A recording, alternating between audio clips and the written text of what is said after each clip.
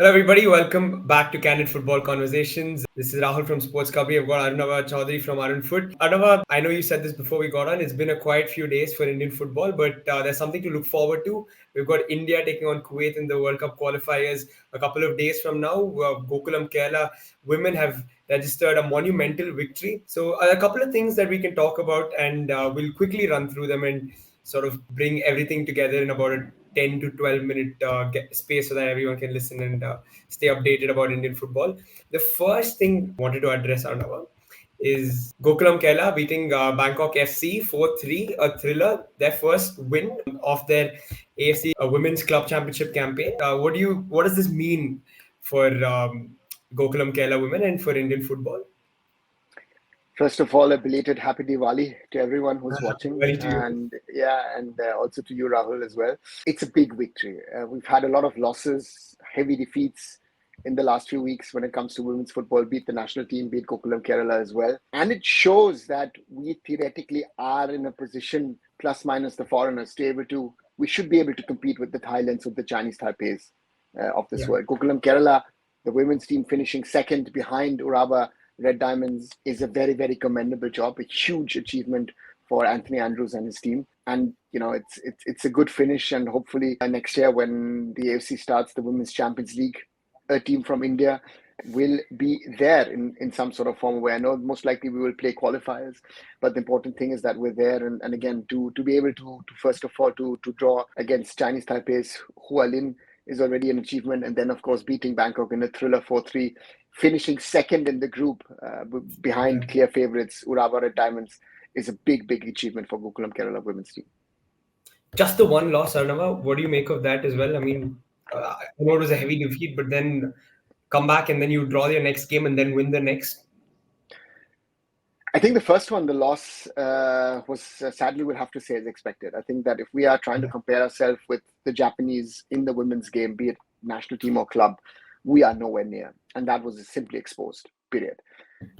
The next two games were more important for us. Again, Hualin, to get a draw is already a good achievement. And then, of course, to beat Bangkok in that thriller is a big, big one for Indian women's football. And I hope the positives now come more than the negatives. Again, we've got the IWL starting in a few weeks. So I hope we're going to be back on track with some more better news about regarding women's football in India. It's nice to see that the Indian women's football scene is sort of, is better than what we were discussing to be a couple of weeks back. It's just nice and nice positivity.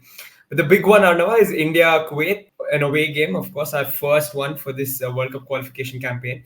We've spoken a lot about this. A lot of people even saying that the Kuwait game is more important than the Qatar one at home because of India's sort of shaky away form. How do you see this one panning out? Well, I think it's India's biggest match of the year. I think India in Kuwait is the biggest game. Forget the Qatar game at home. I think, if we can get a result out of that, that's a bonus. I think Kuwait is our opponent in this group. And therefore, we have to see in some sort of form way, if we can get a result out of this, be it a draw or maybe even a win, we would have the ideal start into this campaign and we can target that second place. Our aim has to be amongst the best 18 teams in Asia going into the third and final round of the qualifiers. That has to be our aim. I know we've spoken a lot about injuries and, that Anwar Ali is missing, that Jeekson is missing, that Ashik is missing.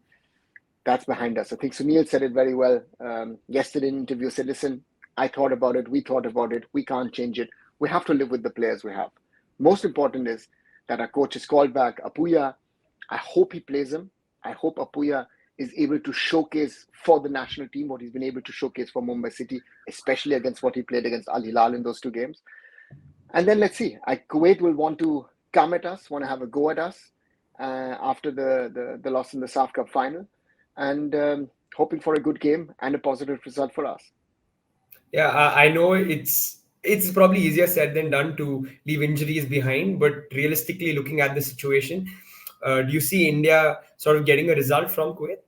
We have to get some sort of result. If we lose this game and we lose a few days later against Qatar, we'll already be under a lot of pressure going into the matches in March. So therefore, some sort of result in Kuwait City would help us. Our away form is a big, big worry. If we see how we played in the Kings Cup, how we played in the Merdeka Cup, yeah, it's a big, big concern. But I'm banking on Sunil and the boys to hopefully get us a result. In terms of approach, Arnava, because we saw that India's last away game was against Malaysia in the Kings Cup. In terms of approach, is there anything that you would say we should do probably differently, or should we go at Kuwait, go for those, try and take those early chances like we did against Malaysia?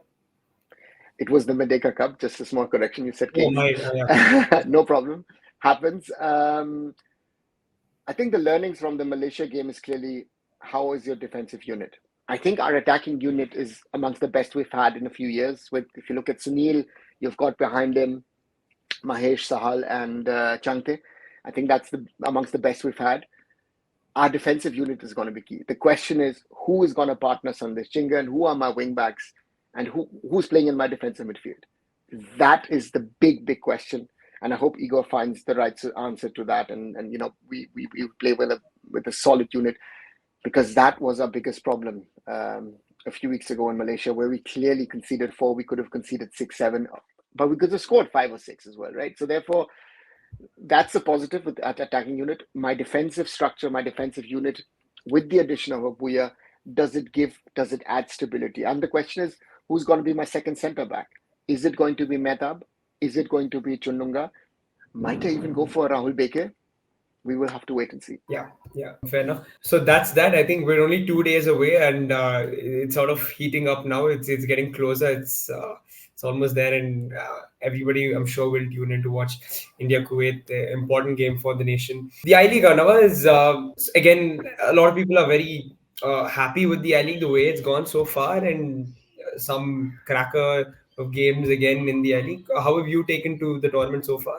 Are you enjoying it? First of all, again, we've had a little bit of controversy regarding to the broadcast. Certain matches being broadcast, not all being broadcast, and yeah, it's good to see. On the other side, that Inter Kashi as well as Namdhari getting their first wins as I League clubs.